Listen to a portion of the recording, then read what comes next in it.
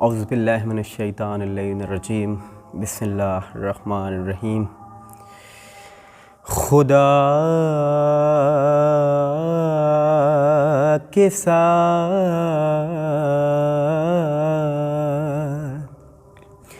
محمد کا نام باقی ہے،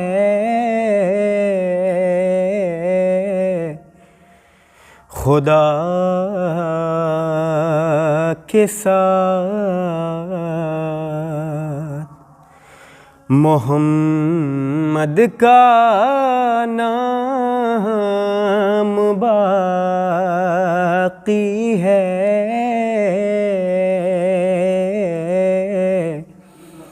یہی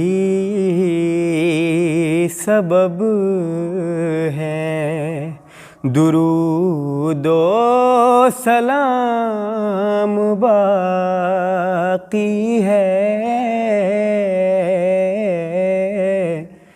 خدا کے ساتھ کہ کن انقلاب خمینی سے ہو گئے حیران،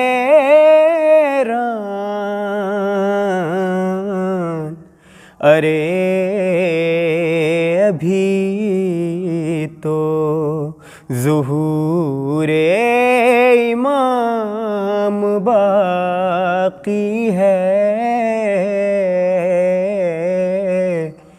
ارے ابھی تو ظہور امام باقی ہے، خدا کے ساتھ۔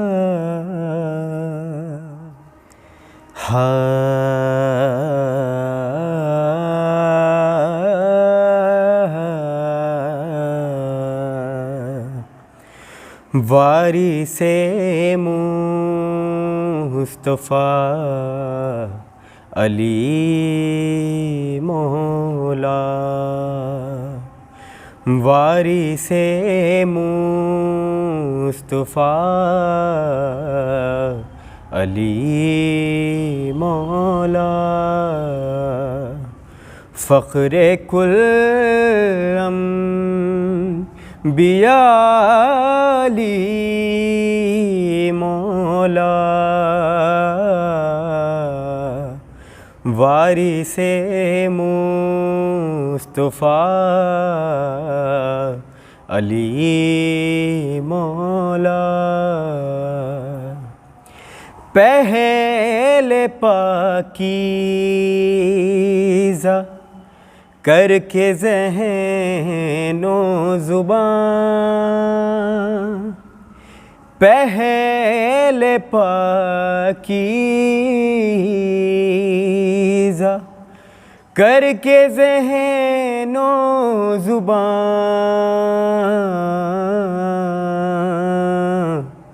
پھر قلم سے لکھا لی مولا،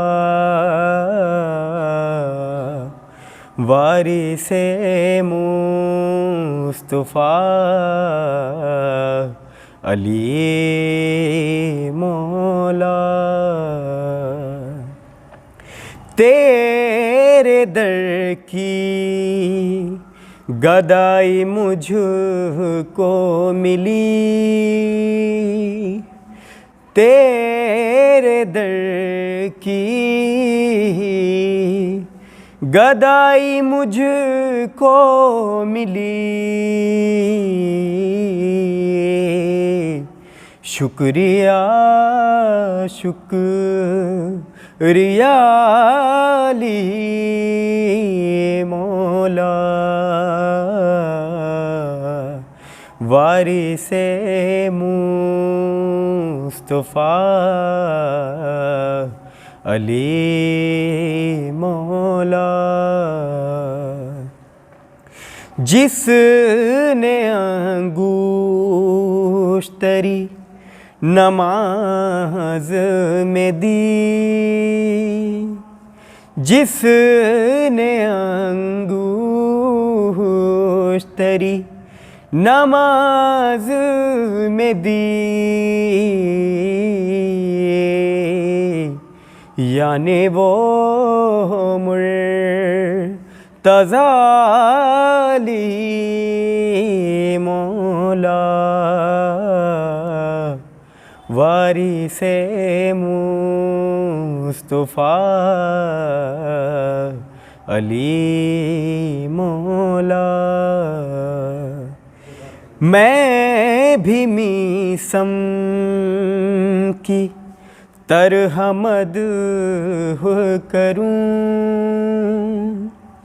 میں بھی میسم کی طرح مدح کروں، کر دو وہ فن عطا علی مولا، وارث مصطفیٰ علی مولا۔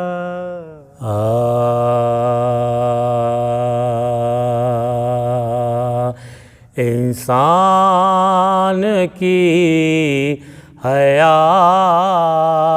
ابھی ہے، ابھی نہیں، انسان کی حیات ابھی ہے، ابھی نہیں، ہستی ہوئی یہ ذات ابھی ہے، ابھی نہیں، کردار اہل بیت سے خود کو سنواریے، کردار اہل بیت سے خود کو سنواریے، کیونکہ یہ کائنات ابھی ہے، ابھی نہیں، کیونکہ یہ کائنات ابھی ہے، ابھی نہیں، انسان کی حیات ابھی ہے، ابھی نہیں۔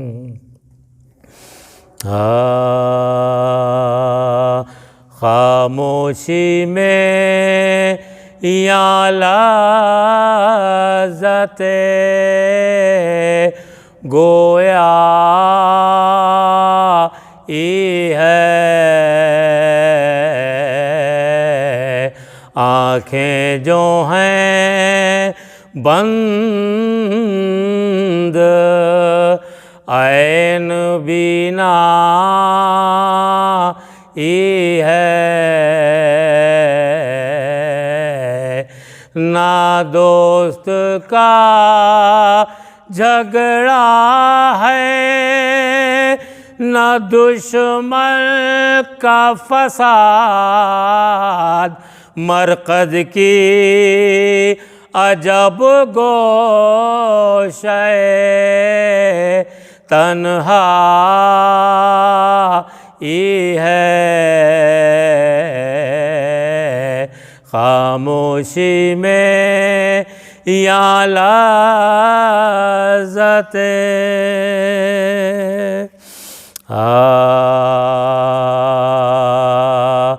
جبیں جھکا ہے بسد اے ہے تیرا پہلے سے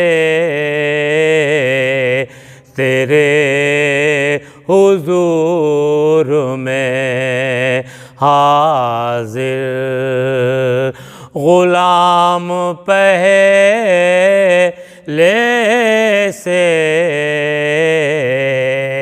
ابھی تو قبر تک پہنچی نہیں میری میت، مدد کو آ گئے پہلے امام پہلے سے، جبھی جھکائے بسد اے ہے تیرام پہلے سے۔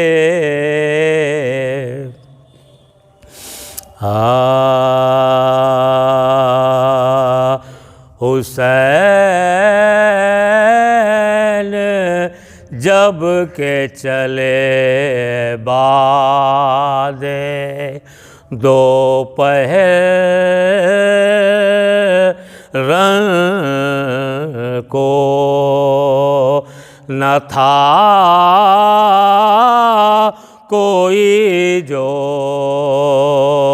سنبھالے رکابِ تو سن کو، سکینہ جھاڑ رہی تھی ابا کے دامن کو، حسین چپ کے کھڑے تھے جھکائے گردن کو، نہ آسرا تھا کوئی شاہ کربلا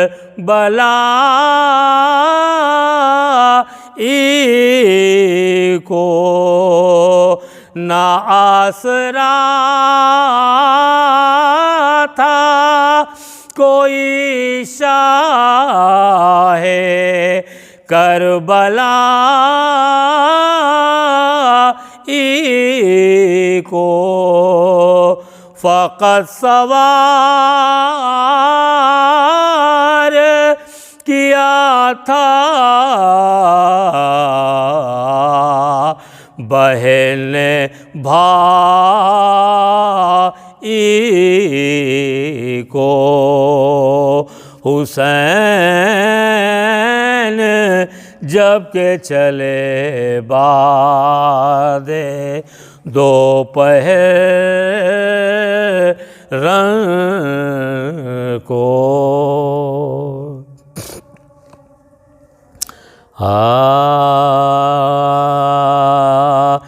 جب ہوئی ظہر طلاق قاتل سپاہ شبیر غیر اصغر نہ رہا نور نگاہ شبیر تھی فقط روح علی پشت پناہ شبیر حق سے کہتے تھے کہ تو رہی یو گواہ شبیر، سر فدا کر کے شریک شہداء ہوتا ہوں، آج میں تیری امانت سے ادا ہوتا ہوں، اب نہ قاسم میرا باقی ہے، نہ اکبر باقی، نہ علمدار سلامت ہے، نہ لشکر باقی، بھانجے ہیں نہ بھتیجے، نہ برادر باقی، افق سر میرا باقی ہے، اور اصغر باقی، قتل اصغر ہو میرا سر بھی جدا ہو جائے، اس زمانہ سے بھی شبیر ادا ہو جائے، یا خدا تجھ پہ میں صدقے میرا لشکر بھی فدا، دل فدا، روح فدا، جان فدا، گھر بھی فدا، علی اصغر بھی نثار اور علی اکبر بھی فدا، تجھ پہ باقر بھی فدا، عابد مضطر بھی فدا، میں نے جو کچھ تیری درگاہ سے پایا مولا، سب تیری راہ میں خوش ہو کے لٹایا مولا، وہ کلیجے پہ دھرے ہاتھ پڑا ہے اکبر، ہے وہ عباس دلاور، وہ حسن کا دلبر، ایک ایک پیارے کو قربان کیا گن کر، کی امانت میں خیانت نہ میرے اے داور، تو نے دولت بھی جو مجھ خاک نشی کو سونپی، وہ امانت تیرے بندے نے زمین کو سونپی، تو ہی ہے شاہ شہنشاہوں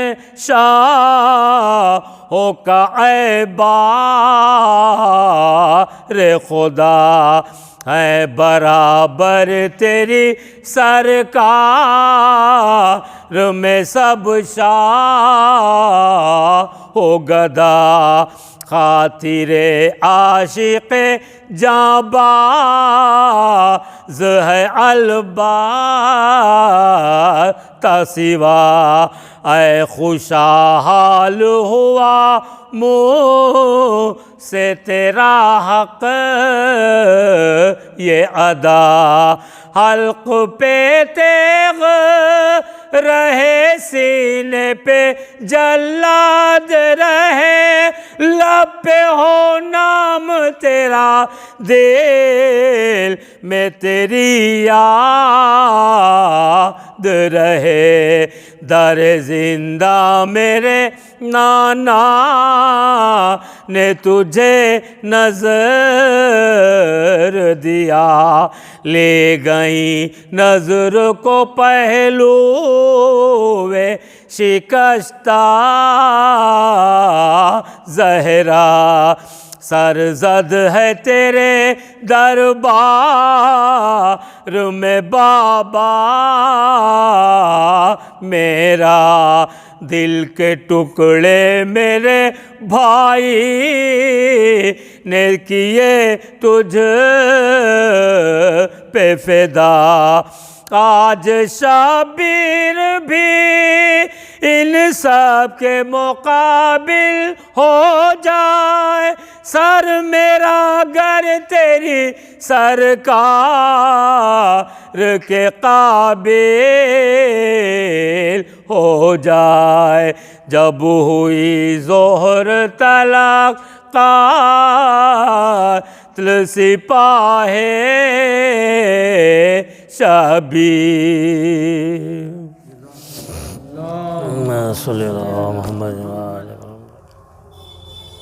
اعوذ باللہ من الشیطان الرجیم، بسم اللہ الرحمن الرحیم، الحمد للہ رب العالمین، والصلاة والسلام علی اشرف الانبیاء والمرسلین، ابی القاسم محمد، والصلاة والسلام علی خاتم النبیین وآلہ الطیبین الطاہرین المعصومین، اما بعد فقد قال اللہ تبارک و تعالی فی القرآن الکریم، بسم اللہ الرحمن الرحیم، وقضى ربك ألا تعبدوا إلا إياه وبالوالدین احسانا۔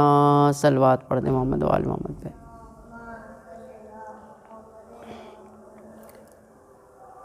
آپ حضرات سے التماس ہے ایک بار سورہ حمد اور 3 بار سورہ اخلاص کی تلاوت فرما کے مرحوم انتظار حسین ابن اسرار حسین مرحوم کی روح کو ایصال کر دیں۔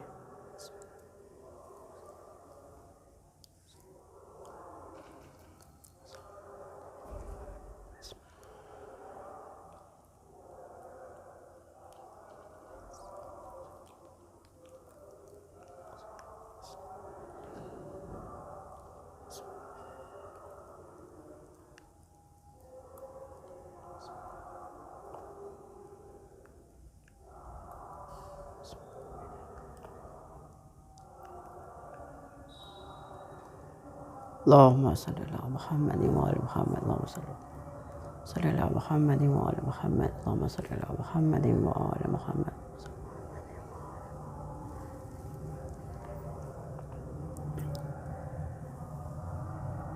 عزیزان گرامی، قرآن مجید کی ایک بیحد مشہور و معروف آیت میں نے آپ کی خدمت میں تلاوت کی، جس میں ارشاد پروردگار ہو رہا ہے وَقَضَىٰ رَبُّكَ أَلَّا تَعْبُدُوا إِلَّا إِيَّاهُ وَبِالْوَالِدَيْنِ إِحْسَانًا۔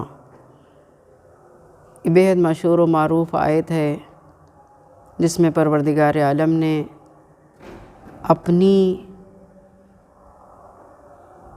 عبادت کے لیے فیصلہ کیا ہے، وَقَضَىٰ رَبُّكَ أَلَّا تَعْبُدُوا إِلَّا إِيَّاهُ، کہ اللہ کا فیصلہ ہے، یہ قطعی فیصلہ ہے کہ دیکھو صرف اور صرف میری عبادت کرنا۔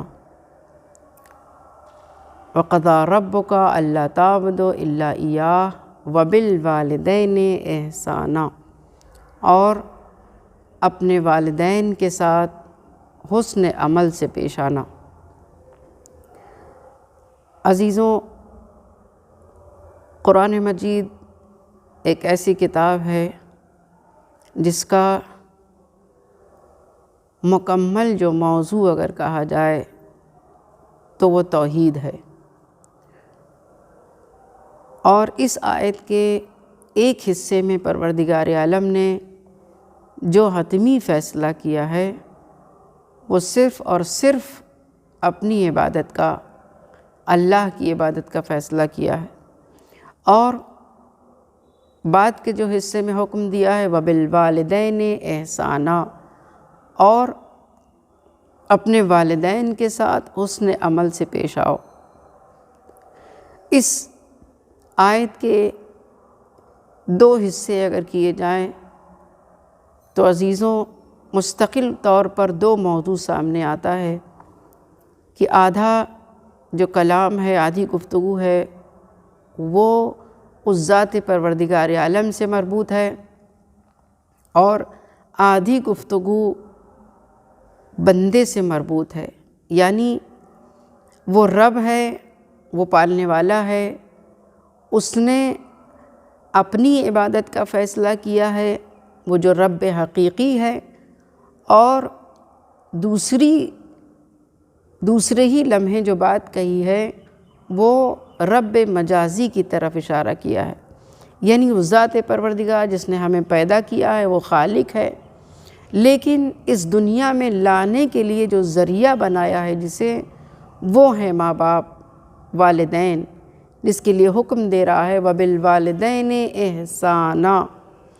یعنی پورے قرآن مجید میں عزیزوں اس طرح کی عبادت کا حکم کہیں نہیں دیا گیا کہ دیکھو صرف میری عبادت کرنا اور ان کی عبادت کرنا اور ان کی اطاعت کرنا، سوائے رسول اور آل رسول کی محبت اور اطاعت کے علاوہ صرف ماں باپ کے لیے اطاعت کا حکم اس طریقے سے دیا گیا ہے۔ جگہ جگہ قرآن مجید میں وَوَصَّيْنَا الْإِنسَانَ بِوَالِدَيْهِ حُسْنًا، ہم نے والدین کے لیے بہت ساری باتیں پروردگار عالم نے قرآن مجید میں بیان کی ہیں، اور اگر اس ایک حصے کو دیکھا جائے کہ جو مربوط ہے اس ذات پروردگار عالم سے، یعنی توحید کا حصہ، جو کل موضوع قرآن مجید کا توحید ہے، اور دوسرا حصہ جو ہے وہ حقوق الناس سے ریلیٹڈ ہے، یعنی والدین کی طرف۔ حقوق الناس میں سب سے پہلے حق جو آتا ہے وہ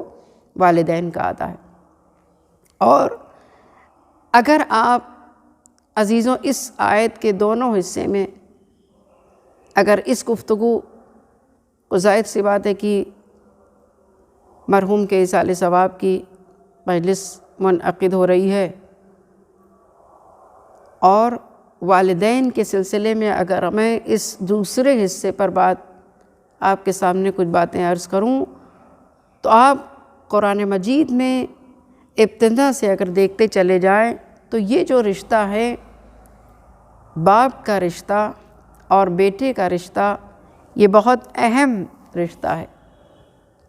قرآن مجید میں داستان حضرت آدم سے اگر آپ شروع کریں تو جناب آدم کے بیٹے حابیل اور قابیل کا رشتہ جناب آدم سے، باپ اور بیٹے کی داستان مکمل قرآن مجید میں بیان کی گئی ہے۔ اور آگے اگر بڑھیے، جناب نوح اور ان کے بیٹے کا واقعہ، جناب ابراہیم اور جناب اسماعیل کا واقعہ، باپ اور بیٹے کا رشتہ ہے۔ جناب لقمان پیغمبر جو اپنے بیٹے کو بار بار نصیحت کر رہے ہیں، اور اسی لفظ سے نصیحت کر رہے ہیں، یا بنیا لا تشرک باللہ ان الشرک لظلم العظیم، اے میرے بیٹے، یا بنیا یعنی اے میرے پیارے بیٹے، شرک نہ کرنا، اسی توحید کی طرف اشارہ کر رہے ہیں۔ اور اگر جناب آدم سے لے کے پھر جناب نوح کی بات کی جائے، وہیں باپ اور بیٹے کا رشتہ آتا ہے عزیزوں، تو وہاں یہ بھی بات واضح ہو جاتی ہے کہ جہاں جناب نوح اپنے بیٹے کو کشتی میں بلا رہے ہیں، جب عذاب آ گیا، چاروں طرف پانی ہی پانی ہے، اوپر سے بھی بارش ہو رہی ہے، اور اپنے بیٹے کو بلا رہے ہیں کہ بیٹا کشتی میں آ جاؤ، نجات پا جاؤ گے، مگر بیٹا یہ کہہ رہا ہے کہ نہیں، میں پہاڑ پہ چلا جاؤں گا، میں بچ جاؤں گا، کشتی میں نہیں آؤں گا۔ اور جب بیٹا غرق ہونے لگا تو باپ نے پروردگار عالم سے دعا کی، پروردگار میرا بیٹا ہے، میرا اہل ہے، اور وہ ڈوب رہا ہے، عذاب الہی میں مبتلا ہو رہا ہے۔ تو پروردگار عالم نے حکم دیا کہ نوح، وہ تمہارا بیٹا تو ہے، مگر انہو عمل غیر صالح، اس کا عمل صالح نہیں ہے۔ عزیزوں، تو یہاں سے ہمیں یہ بات پتہ چل جاتی ہے کہ اہل کی سند رشتہ داری کی بنیاد پر نہیں ملتی ہے، بلکہ عمل صالح کی بنیاد پر ملتی ہے۔ اب اگر نبی اپنے بیٹے کو کہہ رہے ہیں کہ پروردگار عالم یہ میرا اہل ہے، تو پروردگار عالم یہ کہہ رہا ہے نہیں، تمہارے اہل میں سے نہیں ہے، اس لیے کہ یہ اس کا عمل صالح نہیں ہے۔ عزیزوں تو یاد رکھیے گا، اگر کوئی نبی اپنے اہل بیت کو لے کے چادر کے نیچے اگر یہ دعا کرے پروردگار یہ میرے اہل بیت ہیں، یہ میرے نبوت کے اہل بیت ہیں، یہ میرے رسالت کے اہل بیت ہیں، اور ادھر سے انما یرید اللہ کی سند بھی آ جائے، تو سمجھ لیجئے عزیزوں کہ آخری رسول کے اہل بیت کی جو سند ملی ہے وہ رشتہ داری کی بنیاد پر نہیں ملی ہے، بلکہ عمل صالح کی بنیاد پر عطا کی جا رہی ہے۔ صلوات پڑھے محمد و آل محمد۔ غور فرما رہے ہیں عزیزوں، تو یہ باپ اور بیٹے کا رشتہ، اور آگے بڑھیے جناب ابراہیم کے سلسلے میں، کہ جہاں باپ اپنے بیٹے سے یہ کہہ رہا ہے کہ بیٹا میں خواب دیکھ رہا ہوں کہ میں تمہیں ذبح کر رہا ہوں۔ باپ نے بیٹے سے کہا، جناب ابراہیم باپ ہیں، جناب اسماعیل بیٹے ہیں، باپ بیٹے سے کہہ رہے ہیں بیٹا میں بار بار یہ خواب دیکھ رہا ہوں کہ میں تمہیں ذبح کر رہا ہوں۔ تو بیٹا کیا کہتا ہے، بابا جو آپ کو حکم ملا ہے اس پر آپ عمل کیجئے۔ دیکھیے بیٹے یہ نہیں کہا کہ بابا خواب کی باتیں جانے دیجئے، یا جناب ابراہیم نے یہ نہیں کہا کہ خواب کی باتیں جانے دیں، مگر جب بیٹے سے انہوں نے کہا تو بیٹے نے کیا کہا کہ بابا آپ کو جو حکم ملا ہے اس کی تعمیل کیجئے۔ اور یاد رکھیے گا عزیزوں کہ اگر یہ خواب کا بیان باپ نے بیٹے سے اگر نہ کیا ہوتا اور لے جا کے مقام منی میں لٹا دیا ہوتا تو یہ قربانی جوہر ابراہیمی تو قرار پاتی مگر جوہر اسماعیلی قرار نہ پاتی۔ مگر جب باپ نے بیٹے کو بیان کیا تو بیٹا بھی راضی، پر بابا آپ حکم کی تعمیل کیجئے، انشاءاللہ آپ مجھے صابرین میں سے پائیں گے۔ یہ نہیں کہا کہ بابا آپ مجھے صابر پائیں گے، صابرین میں سے پائیں گے۔ اس کے معنی ہے عزیزوں کہ جناب اسماعیل کی نگاہ میں اس وقت بھی صابرین کی ایک جماعت نظر آ رہی ہے جن سے ملحق ہو جانا اسماعیل اپنی بڑی کامیابی سمجھتے ہیں۔ صلوات پڑھے محمد و آل محمد۔ عزیزوں اور بار بار یہ جناب ابراہیم اور جناب اسماعیل کا رشتہ بھی بہت، جو باپ اور بیٹے کا رشتہ ایک عجیب کیفیت ہے۔ اس حالت میں بیٹا عطا ہوا ہے جب بزرگ ہو چکے ہیں، بہت عرصے بعد بیٹا ملا ہے، مگر یہاں یہ کہنا غلط نہیں ہوگا کہ یہ عشق خدا ہے، یہ اطاعت خدا ہے کہ جہاں حکم پروردگار عالم آنے کے بعد باپ نے اس پروردگار عالم کے حکم کو سامنے رکھا اور بیٹے کو لے جا کے مقام منی میں لٹا دیا، تو اللہ نے کیا کہا، اے ابراہیم تم نے خواب کو سچ کر دکھایا۔ اور اللہ نے بیٹے کو ہٹا کے آپ کا سنا ہوا واقعہ کہ دمبا ذبح ہو گیا۔ عزیزوں اس کیفیت میں اگر باپ اور بیٹے کے رشتے کو آپ سامنے رکھیں، اس کیفیت کو سامنے رکھیں، اور اس کے بعد بھی جناب ابراہیم وہ کر گزرے جو کر سکتے تھے، یعنی آنکھوں پہ پٹی بندھی ہے، چھری ہاتھ میں ہے اور چھری چل گئی ہے، جب پٹی کھلے گی تب پتہ چلے گا کہ دمبا ذبح ہوا یا بیٹا۔ عزیزوں جناب ابراہیم اپنی حد تک وہ کر گزرے تھے جو کر سکتے تھے، پروردگار عالم نے انہیں خلیل کا لقب دیا اور کہا کہ ابراہیم تم نے خواب کو سچ کر دکھایا، انا کذالک نجزی المحسنین، اور ہم اسی طرح محسنین کو جزا عطا کرتے ہیں۔ تو یہ کیا کیفیت تھی عزیزوں؟ اس لیے کہ ہماری زندگی میں انسان کی جب یہ کیفیت آتی ہے کہ ہمیں جب کوئی چیز قربان کرنی ہوتی ہے، عزیزوں قربانی کا فلسفہ ہی یہی ہے کہ سب سے عزیز چیز جو ہے وہ راہ خدا میں قربان کی جائے۔ اگر اللہ کا حکم ہے کہ اذان ہو رہی ہے مگر میرا نفس کہہ رہا ہے کہ میں نماز نہ پڑھوں، میں روزہ نہ رکھوں۔ یہ خود ایک قسم کی قربانی ہے کہ انسان اپنے نفس کو شکست دے کے قربان کرتا ہے اللہ کی راہ میں۔ بہرحال میں عرض کر رہا تھا کہ یہ جو باپ اور بیٹے کا رشتہ ہے، جناب آدم سے لے کے جناب نوح، جناب ابراہیم، اور آگے چلیے جناب لقمان پیغمبر نے اپنے بیٹے کو یا بنیا لا تشرک باللہ، اے بیٹا شرک نہ کرنا۔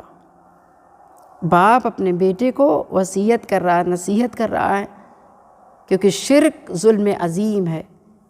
اور یہی عزیزوں جو میں نے ابتدا میں بات کہی تھی کہ جو پہلا حصہ آیت کا وَقَضَىٰ رَبُّكَ أَلَّا تَعْبُدُوا، کہ صرف اور صرف اللہ کی عبادت کرنا، یہ اسی توحید کی طرف اشارہ ہے جو جناب لقمان اپنے بیٹے سے کہہ رہے ہیں، بیٹا روئے زمین پہ اکڑ کے نہ چلنا، بیٹا چیخ کے نہ بولا کرو۔ یہ نصیحتیں موجود ہیں قرآن مجید میں۔ باپ نے بیٹے کو نصیحت کس طرح سے کی ہے، اور جو پہلی نصیحت تھی لا تشرک باللہ، شرک نہ کرنا، یہ وہی توحید کی طرف اشارہ ہے عزیزوں، کہ اس پوری کائنات میں صرف اور صرف اس ذات پروردگار عالم کی تجلی ہے، ہر طرف اسی کا وجود موجود ہے۔ اس لیے کہ جب عرفا سے پوچھا جاتا ہے کہ اس کائنات پر نظر ڈالنے کے بعد، تو وہ یہ کہتے ہیں، جب ان سے یہ کہا جاتا ہے کہ خدا کا اقرار آپ نے کیسے کیا، خدا کو دیکھا بھی ہے کہ نہیں آپ نے دیکھا ہے، تو ان کا جواب یہی ہوتا ہے، برے عارفان جزو خدا ہیچ نیست، رہے عقل جز پیچ در پیچ نیست۔ کہتے ہیں کہ اگر عقل سے خدا کو تلاش ہوگے تو کچھ نظر نہیں آئے گا، لیکن عارف یہ کہتا ہے کہ مجھے اس کائنات میں خدا کے علاوہ تو کچھ نظر ہی نہیں آتا۔ کیوں عزیزوں؟ اس لیے کہ اس کائنات کی ہر شے، یہ پوری کائنات دفتر خدا شناسی ہے، پوری کائنات دفتر خدا شناسی ہے۔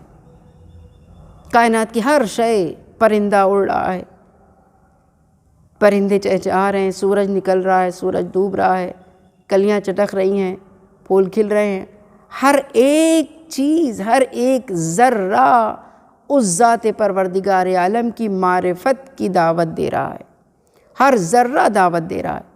اس لیے کہ ہر ذرے کو اسی لیے پیدا کیا گیا ہے، پوری کائنات کو انسان کے لیے پیدا کیا گیا ہے، اور اسی لیے کہ اس کائنات کو دیکھ کے وہ ذات پروردگار عالم تک پہنچ سکے۔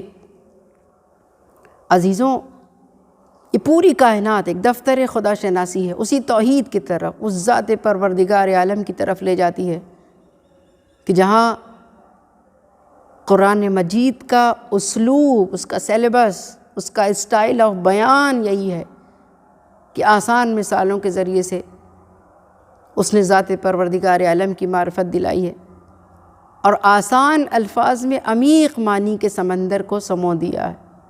اس لیے کہ کوئی یہ نہ کہے کہ تو بہت سادہ سی بات ہے، اس میں ریسرچ کی کیا ضرورت ہے، اس میں تحقیق کی کیا ضرورت ہے، مگر جب اسی سادہ سی بات میں کوئی ریسرچ اسکالر گہرائی میں چلتا چلا جاتا ہے تو اسے معلوم ہوتا ہے کہ کیسے کیسے گوہر پوشیدہ ہیں۔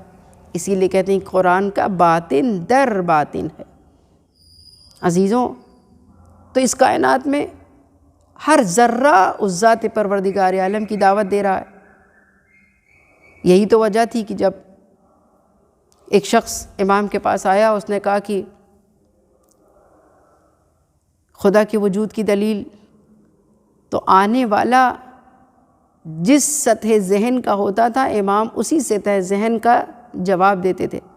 آنے والا اگر دیہات کا رہنے والا ہے تو امام اس سے پوچھتے تھے کہ تم کیسے پتہ لگاتے ہو کہ جانور ادھر سے گزرا ہے یا نہیں؟ تو وہ کہتا تھا کہ میں اس کی مینگنی سے پتہ لگاتے لیتا ہوں، قدموں کا نشان سے کہ ادھر سے کوئی گزرا ہے، یعنی اثر سے مؤثر تک پہچنوایا۔ تو امام نے کہا کہ اس کائنات پر نظر ڈالو، یہ پوری کائنات اس ذات پروردگار عالم کی طرف دعوت دے رہی کہ اس کا کوئی ہے بنانے والا، اگر کوئی فلسفی آ جاتا تھا تو اس سے فلسفیانہ دلائل سے جواب دیا کرتے تھے۔ ایک شخص آیا جو تاجر تھا، اس نے کہا کہ خدا کے وجود کی دلیل کیا ہے؟ میں کیسے جانوں خدا ہے کہ نہیں ہے؟ امام نے کہا کبھی کشتی کا سفر کیا ہے؟ ظاہر ہے کہ وہ تاجر ہے، آپ غور فرما رہے ہیں، جو جس لیول کا ہے وہ تاجر ہے، سفر کرتا ہوگا۔ امام نے کہا کبھی کشتی کا سفر کیا ہے؟ کہاں مولا کیا ہے؟ کہ کبھی ایسا ہوا ہے کہ تیری کشتی بھنور میں پھنس گئی ہو؟ کہاں مولا ہوا ہے؟ کہ کبھی ایسا ہوا ہے کہ جب کشتی بھنور میں پھنس گئی ہو اور سب ڈوبنے والے ہوں؟ کہاں مولا ایسا ہوا ہے؟ کہ اس کے بعد بھی تجھے یہ احساس رہا ہو کہ ابھی بھی کوئی ہے جو تجھے بچا لے گا، کوئی ایسی امید تھی جو تجھے بچا لے گی، ایسا احساس ہوا ہے؟ کہاں مولا ہوا ہے؟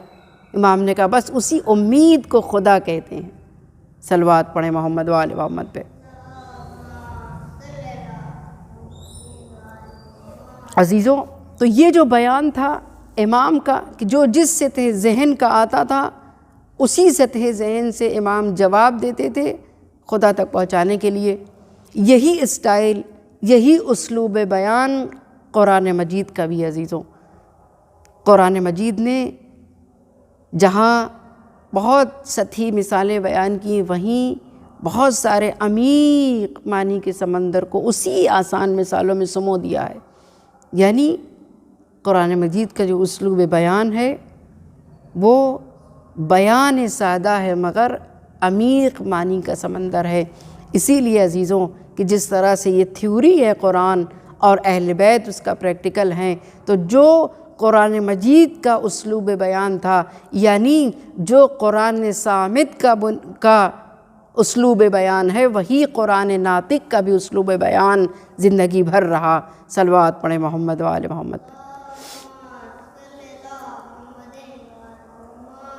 بس عزیزو، یہاں پر ایک بات میں اگر عرض کر دوں کہ پوری کائنات، میں نے کیا کہا، دفتر خدا شناسی ہے، یعنی ہر ذرہ اس ذات پروردگار کی طرف دعوت دے رہا ہے، انسان کو بلا رہا ہے۔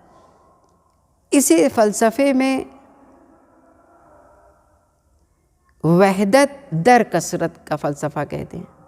یعنی وحدت یعنی ایک، کثرت یعنی بہت ساری چیزیں۔ وحدت در کثرت کے معنی کیا ہیں؟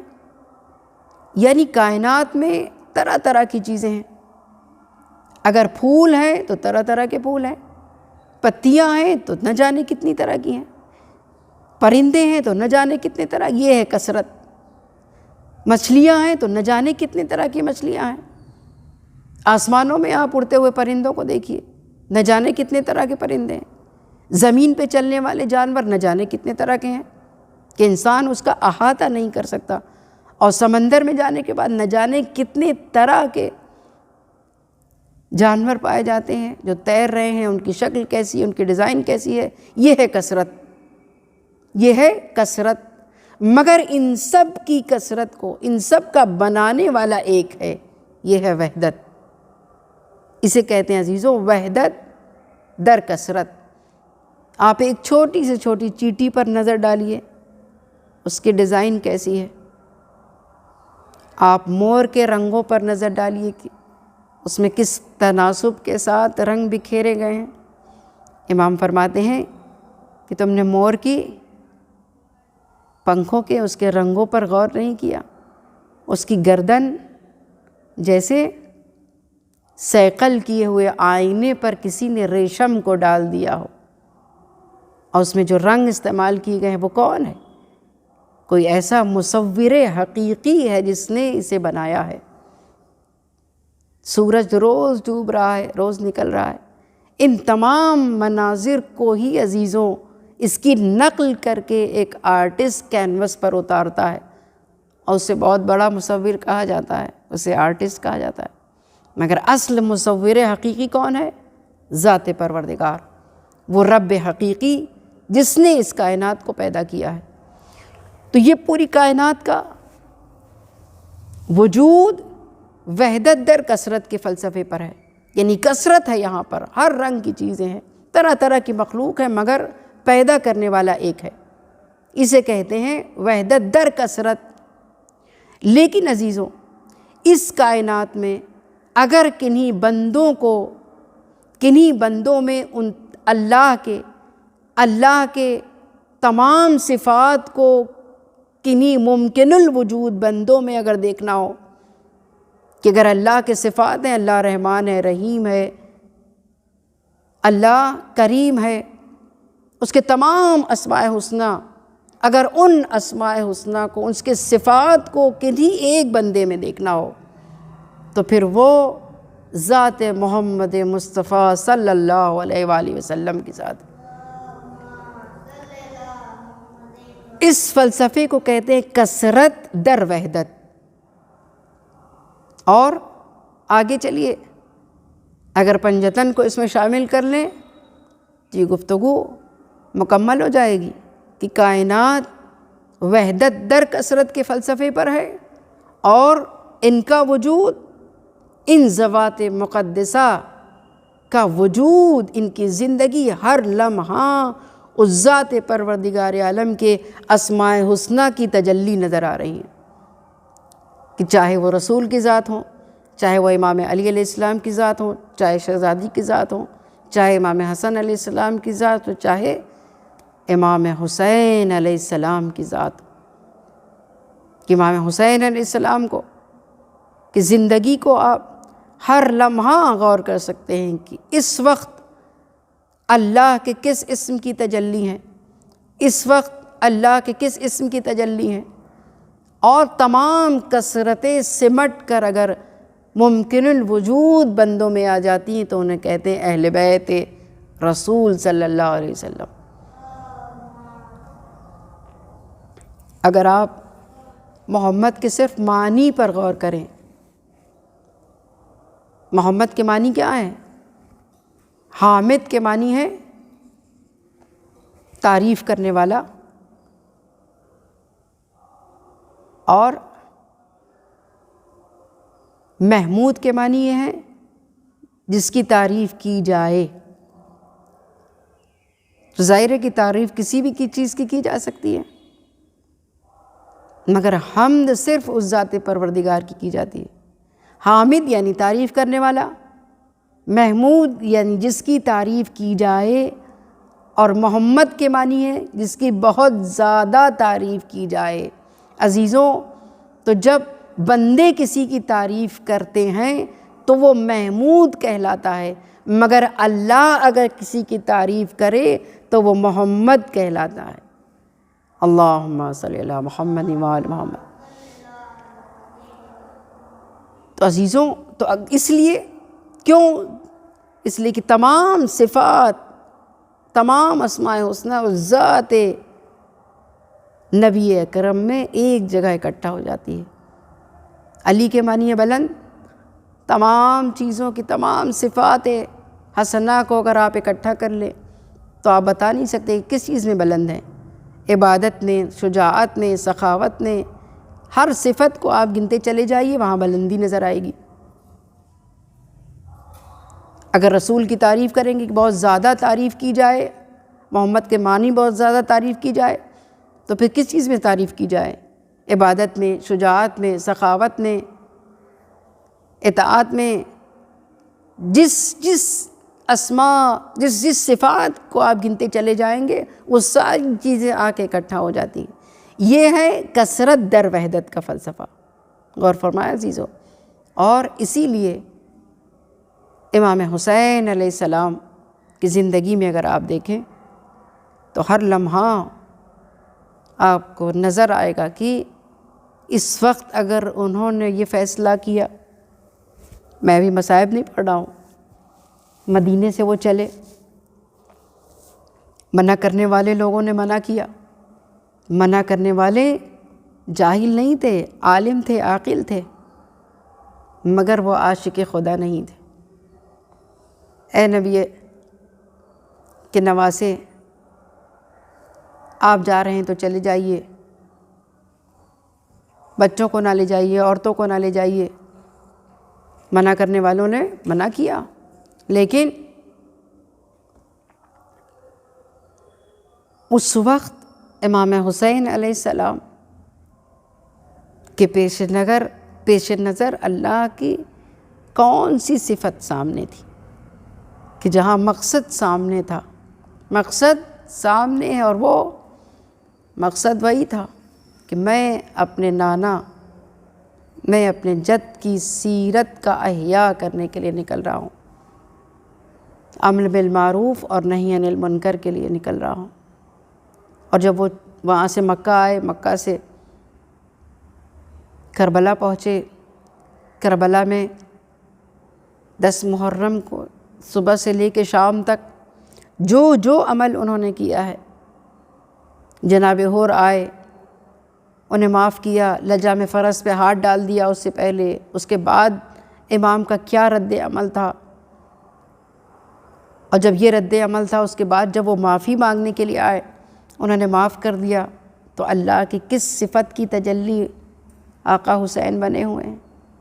عزیزوں، اس کے معنی یہ ہے کہ اگر اللہ کے تمام حسنہ کو، اسماء حسنہ کو پہچاننا ہے، درک کرنا ہے، سمجھنا ہے، تو ممکن نہیں ہے کہ اہل بیت علیہ السلام کی زندگی کا مطالعہ کیے بغیر ہم اس ذات پروردگار عالم کی معرفت حاصل کر لیں۔ صلوات پڑھے محمد و آل محمد۔ عزیزو، بس اب یہ ایک حصہ جس آیت کو میں نے سرنامہ میں سخن قرار دیا تھا، وَقَضَىٰ رَبُّكَ أَلَّا تَعْبُدُوا إِلَّا إِيَّاهُ، کہ اللہ کا حتمی فیصلہ ہے کہ دیکھو صرف اور صرف میری عبادت کرنا، اور وَبِالْوَالِدَيْنِ إِحْسَانًا، اور اپنے والدین کے ساتھ حسن عمل سے پیش آنا۔ حسن عمل، احسان کے معنی یہ نہیں ہے کہ جو ہم اردو زبان میں احسان کے معنی سمجھتے ہیں کہ لوگ یہ ترجمہ کرتے ہیں کہ اپنے والدین کے ساتھ احسان کرنا۔ احسان کے معنی کیا ہے؟ کوئی شخص کسی چیز کا مستحق تھا، ہم نے اسے وہ چیز دے کر اسے اپنا ممنون کرم بنا لیا۔ عزیزوں، اس آیت سے کیا لگتا ہے آپ کو؟ کیا ہم اپنے والدین کو کچھ عطا کر کے انہیں اپنا ممنون کرم بنا سکتے ہیں؟ نہیں، اس لیے کہ اطاعت کا حق کبھی ادا نہیں ہو سکتا۔ جو ماں احسان کر کے آپ کے اوپر پہل کر چکی، جو باپ آپ کو رزق حلال کھلا کے بڑا کر چکا، پرورش کر چکا، وہ رب مجازی بن چکا، اب آپ اس کے اوپر احسان نہیں کر سکتے۔ احسان ممکن نہیں ہے کہ آپ احسان کریں، تو پھر اس کے معنی کیا ہے؟ اللہ کہہ رہا وَبِالْوَالِدَيْنِ إِحْسَانًا۔ عزیزوں، عربی زبان میں احسان کے معنی وہ احسان نہیں ہے جو اردو زبان میں ہوتا ہے، جس کو اکثر لوگ کہتے ہیں میں نے اپنے ماں باپ کے ساتھ یہ کیا، یہ کیا، یہ کیا، اور میں نے حق ادا کر دیا۔ ایسا نہیں ہے، ممکن نہیں ہے کہ ماں باپ کا حق ادا نہیں ہو سکتا۔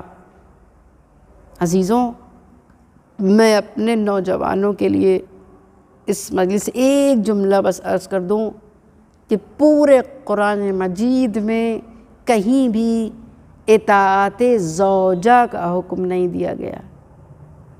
کفالت زوجہ کا حکم ہے، مگر اطاعت زوجہ کا حکم نہیں ہے۔ اطاعت والدین کا حکم دیا گیا ہے، اور اس طریقے سے دیا گیا کہ اپنی عبادت کے ساتھ۔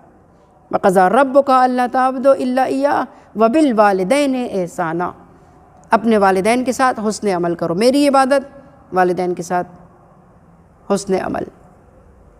عزیزوں، مگر ہمارا معاشرہ تو ایک عجیب ڈائریکشن میں جا رہا ہے کہ اب تو اطاعت زوجہ فوقیت پا جاتی ہے، اور اطاعت والدین کا کوئی پہلو زندگی میں نظر نہیں آتا۔ عزیزوں، کہیں بھی اس طریقے سے اللہ نے اتنی شدت کے ساتھ توجہ نہیں دلائی ہے۔ اسی آیت کے آگے اگر ماں باپ بوڑھے ہو جائیں، ان میں سے دونوں یا دونوں میں سے کوئی ایک بڑھاپے کی وجہ سے تم سے کچھ کہہ دیں، قرآن کی آیت ہے، قرآن مجید کی آیت ہے، اسی سورہ بنی اسرائیل کی آیت ہے، اسی کے آگے اگر تم سے کچھ کہہ دیں فلا تقل لہما اف، خبردار اف تک نہ کرنا۔ اف کا لفظ، اف کہنے کی مناہی صرف والدین کے لیے آئی ہے، اف تک نہ کرنا۔ اور جب وہ کچھ تم سے کہہ دیں بڑھاپے کی وجہ سے تو تم اف تک نہ کرنا، ان کے سامنے شانے جھکا کے بیٹھے رکھنا، اف نہ کرنا۔ تم کیا کہنا؟ تم بدلے میں ان کے لیے کہنا رب ارحمہما کما ربیانی صغیرا، اے پروردگار جس طرح سے میرے والدین نے، میرے رب نے، میرے پرورش کرنے والے نے بچپنے میں میرے اوپر رحم کیا، کما ویسا ہی رحم تو ان کے اوپر کر۔ یہ بندے کی ڈیوٹی ہے، یہ بیٹے کی ڈیوٹی ہے، یہ بیٹیوں کی ڈیوٹی ہے کہ والدین نے احسان کر کے پہل کر دی اور پاک دامنی کے ساتھ اس دنیا میں آپ کو وجود بخشنے کا ذریعہ بنے ہیں، اور رزق حلال کھلانے کے بعد یہ جو زبان چل رہی ہے، روایتوں میں موجود ہے کہ اس زبان کو چلانے میں ان کے خلاف زبان کا استعمال نہ کرو جنہوں نے تمہیں بولنا سکھایا ہے۔ اللہ اکبر۔ والدین کی اہمیت اس طریقے سے پروردگار عالم نے بیان کی ہے عزیزوں، کہ جہاں اس کے جگہ جگہ اور سورہ بنی اسرائیل کے علاوہ بھی بیان کیا گیا ہے۔ ایک شخص آیا، اس نے کہا کہ یا رسول اللہ میں نے اپنی ماں کے ساتھ یہ کیا، یہ کیا، یہ کیا، کیا میں نے حق ادا کر دیا؟ تو رسول نے کہا کہ تم کسی صحرا میں چلے جاؤ اور وہاں پڑے ذرات کے برابر اور بارش کے قطرات کے برابر اگر تم زندگی بھر اپنی ماں کی خدمت کرتے رہو تب بھی اپنی ماں کے شکم میں ایک دن رہنے کا حق ادا نہیں کر سکتے۔ یہ ماں کی اہمیت ہے۔ اور باپ کے لیے امام فرماتے ہیں باپ تمہاری جڑ ہے، باپ تمہاری جڑ ہے، اور جب بھی اپنی زندگی میں کوئی نیکی دیکھو تو سمجھنا کہ یہ تمہارے باپ کی طرف سے ہے۔ غور فرمائیں عزیز کہ کتنی اہمیت دلائی گئی ہے۔ بس میں نے بات کو تمام کر دیا عزیزوں کہ اس آیت کے دو پہلو تھے، ایک ذات خدا کی عبادت، پروردگار عالم کی عبادت جو توحید کی طرف اشارہ کرتی ہے کہ شرک نہ ہو، اس میں کوئی شریک نہ ہو اس کی عبادت میں، اور دوسرے ہی حصے میں اللہ نے حکم دے دیا وَبِالْوَالِدَيْنِ إِحْسَانًا، اور اپنے والدین کے ساتھ حسن عمل سے پیش آؤ۔ یعنی یہاں تک کی روایت عزیزوں کہ جب بھی تمہیں 5 درہم ملے، یہ مثال ہے، 5 روٹیاں تمہارے پاس ہوں، 5 درہم ملے، اس میں سے سب سے پہلا حق ماں باپ کا ہے، اس کے بعد دوسرا حق تمہارا اور تمہارے اہل و عیال کا، اور تیسرا حق رشتہ داروں کا، پھر چوتھا حق پڑوسیوں کا، اور 5واں حق راہ خدا میں نکال دیا کرو۔ مگر اپنے سے پہلے جو روایتوں میں جملہ عزیزوں کی سب سے 5 درہم اگر ہے، یہ مثال ہے، 5 درہم ہے، 5 روٹیاں ہیں، 5 خرمے ہیں، تو پہلا حق کیا ہے؟ پہلا اپنے والدین کے اوپر خرچ کرو۔ عزیزوں یہ تمام فلسفہ اس لیے کہ یہ جو کیفیت ہوتی ہے ماں باپ کے اندر، یہ انسان اسی وقت سمجھتا ہے کہ جب وہ خود باپ بن جاتا ہے، جب اس کے خود بچے ہوتے ہیں تب اسے احساس ہوتا ہے کہ ماں باپ کی کیفیت کیا ہوتی ہے، بیٹے سے محبت کی کیفیت کیا ہوتی ہے، اس وقت تک سمجھ میں نہیں آتی ہے۔ اور جب باپ دنیا سے گزر جائے تو پھر اس کی تکلیف بھی بہت عجیب و غریب ہوتی. اس کی جدائی بچوں سے زیادہ کوئی اور محسوس بھی نہیں کر سکتا. یہ جو رشتہ ہے دونوں طرف سے کہ جب باپ دنیا سے گزر جائے، ماں دنیا سے گزر جائے، تو پھر جو دوسرے رشتہ دار ہیں، پڑوسی ہیں اور قرابت دار ہیں، ان میں تکلیف ہوتی ہے، انہیں بھی احساس ہوتا ہے. مگر جو بیٹے اور بیٹیوں میں ہوتا ہے ماں باپ کے گزر جانے سے، خاص طور سے باپ گزر جائے تو پھر بیٹے کو جو تکلیف ہوتی ہے وہ خود احساس وہی کر سکتا ہے. اور اس تسلی کے لیے میں بس ایک جملہ عرض کر دوں کہ امام علی علیہ السلام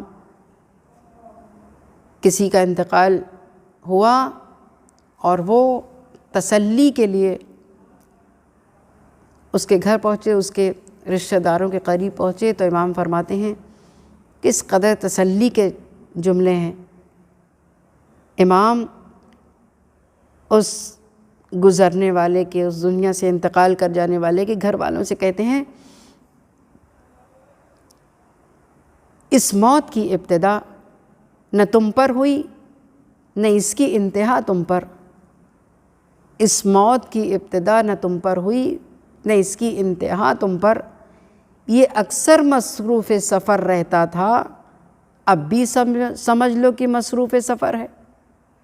یہ اکثر مصروف سفر رہتا تھا، اب بھی سمجھ لو کہ مصروف سفر ہے. آ جائے تو بہتر، ورنہ تم خود اس کے پاس ایک دن پہنچ جاؤ گے. کس قدر یہ تسلی کے کلمات عزیزوں کی. یہ دنیا سفر ہے، یہاں ہر ایک یہاں سے منتقل ہو رہا ہے، انتقال ہو رہا ہے، اس لیے کہ اسلام نے، قرآن نے جو پیغام دیا ہے وہ اس دنیا سے جانے کے بعد فنا کا پیغام نہیں ہے، نابودی کا پیغام نہیں ہے کہ انسان اس دنیا سے جانے کے بعد فنا ہو گیا، نابود ہو گیا، ختم ہو گیا. ایسا نہیں ہے، بس منتقل ہو گیا ہے، وہ ٹرانسفر ہو گیا اس کا.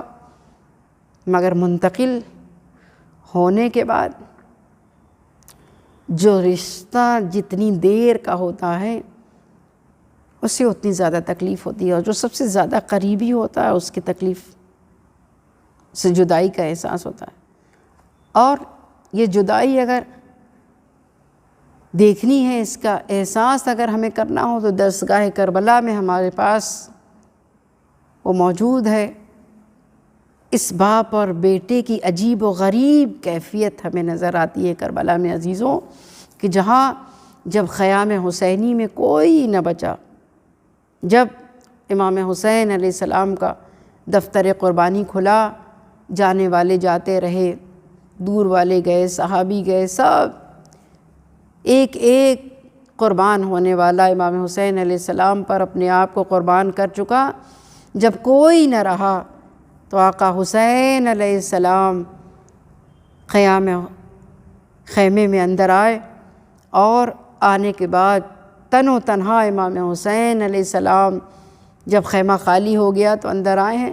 ایک خیمے میں بیمار بیٹا سید سجاد، ایک خیمے میں بیویاں موجود ہیں، اس خیمے میں داخل ہوئے. امام رخصت آخر کے لیے آئے ہیں، اور آنے کے بعد جناب زینب سے کہتے ہیں، بہن سے کچھ وصیتیں فرما رہے ہیں.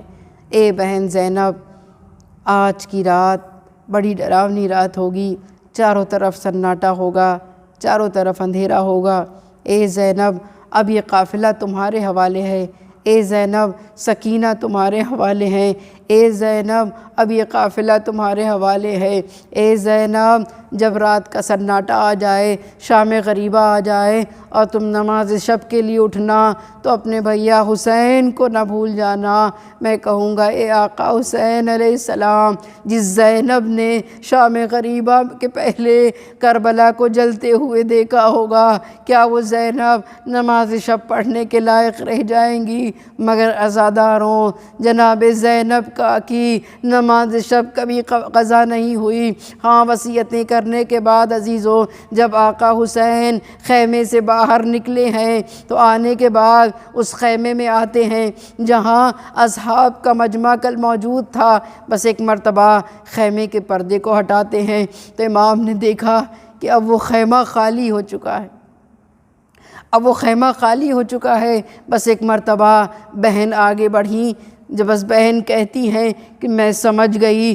بس بھیا نے حسرت سے ادھر ادھر دیکھا، جب گھوڑے پہ بیٹھانے والا کوئی نہ رہا، کوئی سوار کرنے والا نہ رہا، بس بہن کہتی ہیں میں سمجھ گئی۔ میں آگے بڑھی اور بہن نے بھائی کو گھوڑے پہ سوار کیا اور خدا حافظ کیا۔ ہاں عزاداروں، اب خیام حسینی میں باپ رخصت ہو چکے ہیں، بس سید سجاد ہے، بیٹا ہے جو غش کا عالم ہے۔ بس ایک مرتبہ جب جناب زینب نے سوار کیا تو اب یہاں جناب ام کلثوم کی روایت ہے، وہ کہتی ہیں کہ جیسے ہی بھیا کا گھوڑا آگے بڑھا، میدان کربلا کی طرف آگے بڑھا، بس ایک مرتبہ بہن کہتی ہیں میری نگاہوں سے پردے ہٹ گئے، میں نے دیکھا کہ بھیا کے پیچھے پیچھے کوئی دوڑ رہا ہے۔ بس میں بھی دوڑی، بس حسین ٹھہرے۔ حسین نے کہا اے بہن واپس جاؤ۔ میں نے کہا اے بھیا ارے اتنا تو بتا دیجئے کہ آپ کے پیچھے پیچھے کوئی بزرگ ہے جو دوڑ رہا ہے جس کے سر پہ امامہ بھی نہیں ہے۔ بس حسین ٹھہرے۔ حسین نے کہا اے بہن ارے جس طرح میں علی اکبر کو رخصت کرنے کے لیے گیا تھا اسی طرح جد رسول اللہ بابا علی مجھے رخصت کرنے کے لیے آ گئے۔ ہاں عزادارو، آقا حسین تنو تنہا ہیں، بڑھ بڑھ کے حملہ کر رہے ہیں۔ ارے بھاگا ہوا لشکر سمٹا۔ بس ایک مرتبہ بس لشکر نے چاروں طرف سے آقا حسین کو گھیر لیا۔ عزاداروں، ارے کس کے پاس کچھ نہ ہوتا تو آقا حسین پر پتھروں سے وار کرتے تھے۔ بس ایک مرتبہ وہ منزل بھی آ گئی۔ ارے جب جنگ کرتے کرتے آقا حسین ارے جب پشت فرس پہ ٹھہر نہ سکے، بس سرزمین کربلا پہ آئے اور شمر کند خنجر لیے ہوئے آگے بڑھا اور وہ بھی حرمتی کی کہ حسین کے سر و تن میں جدائی کی۔ ہاں ایک آواز فضا میں بلند ہوئی، الا قتل الحسین بکربلا، الا ذبح الحسین بکربلا۔ سرزمین کربلا ہلی، سیاہ آندھیاں چلنے لگی۔ ہاں عزاداروں، نہر فرات کا پانی نیزو اچھلنے لگا۔ بس ایک مرتبہ جناب زینب ارے بیمار امام بیٹے سید سجاد کے قریب آئی اور کہتی ہے اے بیٹا غش سے آنکھیں کھولو، ذرا دیکھو تو صحیح کیا قیامت تو نہیں آ گئی۔ بس سید سجاد نے غش سے آنکھیں کھولی، ارے خیمے کا پردہ ہٹا، بس امام کا سر نو کے نیزہ پہ بلند ہوا۔ سید سجاد نے آواز دی السلام علیکہ یا ابا عبداللہ، السلام علیکہ یا ابن رسول اللہ۔ اے عزاداروں، دنیا میں باپ کا جب جنازہ اٹھتا ہے تو بڑی شان سے اٹھتا ہے، بیٹے اور بیٹیاں شامل ہوتے ہیں، رشتہ دار شامل ہوتے ہیں، مگر ہاں عزاداروں حسین غریب کا لاشا سرزمین کربلا پہ ارے بے گور و کفن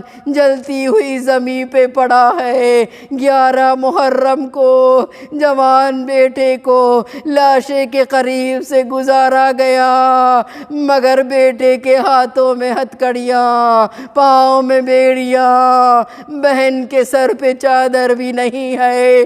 ہاں زینب نے کہا ہوگا اے بھیا حسین، آج زینب شرمندہ ہے، بھائی کا لاشا جلتی ہوئی زمین پہ بے گور و کفن پڑا ہوا ہے، زینب کے سر پہ چادر بھی نہیں ہے۔ بس بیٹے نے جب یہ منظر دیکھا تو ایسا لگتا تھا کہ سید سجاد کی جسم سے روح مفارقت کر جائے گی۔ ارے پھوپھی اماں زینب نے کہا اے بیٹا سید سجاد سنبھالو، کہیں ایسا نہ ہو کہ روح مفارقت کر جائے۔ اے پھوپھی اماں، ارے میں کس طرح صبر کروں، باپ کا لاشا جلتی ہوئی زمین پہ پڑا ہے، بیٹے کے ہاتھوں میں ہتھکڑیاں، پاؤں میں بیڑیاں۔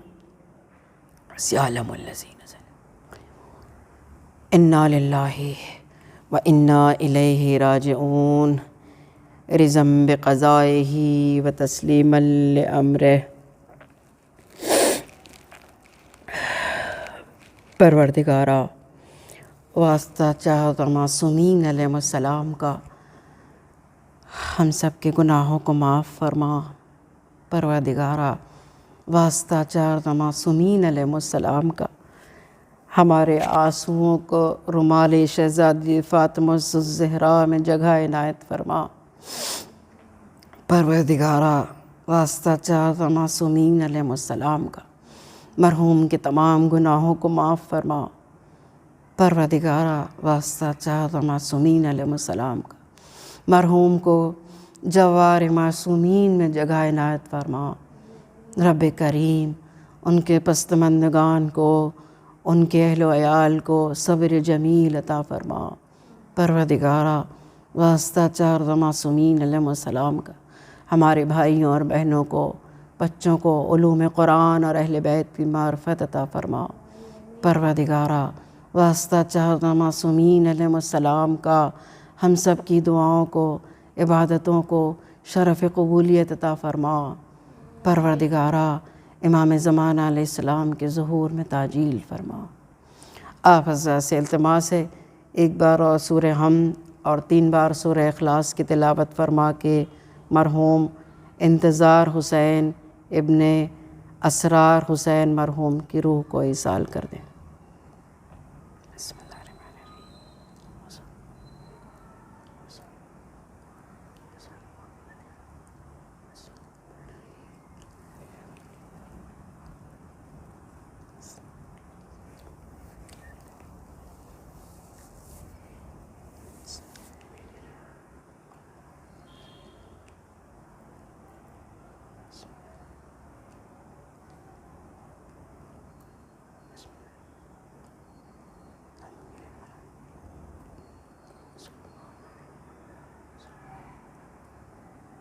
اللہم صلی اللہ محمد و آل محمد۔ ماتم حسین۔